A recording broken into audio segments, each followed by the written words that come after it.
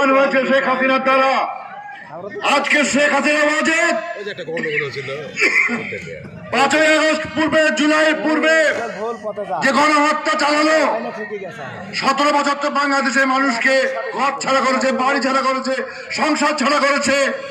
আমাদের এই বুলেট সহজে ছাত্র নেতা আছে এবং আমাদের বিএনপি যারা নেতারা আছে, তারা ঘরে থাকতে পারেনি। এই আন্দোলন সংগ্রাম আমার নেতৃত্বে আমি তৈরি করেছি, আমি জানি। রাজপথে তারা মিছিল করেছে, মিটিং করেছে, বাড়ি থাকতে পারেনি। আমার ভাইরা তার বোনের কাছে থাকতে পারেনি, মায়ের কাছে থাকতে পারেনি, বাবার কাছে থাকতে পারেনি। আমার বোনের স্বামী, তার প্রিয়তম স্বামী, তার স্ত্রীকে থাকতে পারেনি। রাতের অন্ধকারে কালো হাত দিয়ে চোরের মতো শীত কেটে আমার বাবার কাছ থেকে তার সন্তানকে ছিনিয়ে নিয়ে গেছে, আমার বোনের কাছ থেকে তার স্বামীকে ছিনিয়ে নিয়ে গেছে। আমার মায়ের বুকের আদরের ধন, যে সন্তানকে সে মানুষ করে কিছু উপার্জন করে তার সংসারকে সুন্দর করবে, সেই মায়ের আদরের তাল থেকে তার বুকের আদরের সন্তানকে ছিনিয়ে নিয়ে গেছে। আমার অনেক ভাই, অনেক সন্তানেরা পঙ্গুত্ব বরণ করেছে, দীর্ঘদিন ধরে সংসার ছাড়া হয়ে গেছে, নিঃস্ব হয়ে গেছে, জেলখানায় নিঃস্ব হয়ে গেছে ওই কোর্টের বারান্দায় হাঁটতে হাঁটতে। কিন্তু শেখ হাসিনার মায়া হয় নাই, কারণ শেখ হাসিনা বাংলাদেশের মানুষকে ভালোবাসে না।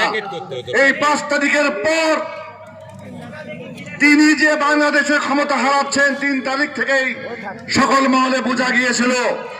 কিন্তু আমাদের যুবলীগ, ছাত্রলীগ এবং যারা ভালো মানুষ আছেন, আওয়ামী লীগ করেন, 70 বছরের পুরনো একটা দল, সেই দলের যারা ত্যাগী নেতা কর্মী আমাদের মতো হয়তো অনেকে আছেন, তারা কিন্তু কিছুই জানেন না যে 1 মাস আগে থেকেই তার শেখ হাসিনার আত্মীয় তাপস, শেখ হাসিনার আত্মীয় ওই শেখ সেরানিবাদ, শেখ হাসিনার আত্মীয় শেখ রাসেল, ওই খুলনার শেখ সেলিম, ওই শেখ রেহানার সকল আত্মীয় স্বজনকে বাংলাদেশ থেকে বাইরে পার করে দিয়েছে।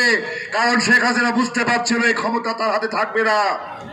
শেখ হাসিনা ওয়াজেদ 4 তারিখে তার বাহিনীকে হুকুম দিয়েছিল হেলিকপ্টার থেকে গুলি করে মানুষ মারার জন্য। আমার ছোট্ট সন্তান তার ছাদের উপরে খেলছিল, সে নিহত হয়েছে। আমার ছোট্ট মাদ্রাসার ভাই, সে মাদ্রাসা থেকে বের হয়ে বারান্দায় দাঁড়াতেই সে গুলিবিদ্ধ হয়েছে। এইরকম প্রায় 1000-এর বেশি নেতাকর্মী 4 তারিখেই গুলিবিদ্ধ হয়ে নিহত হয়েছে।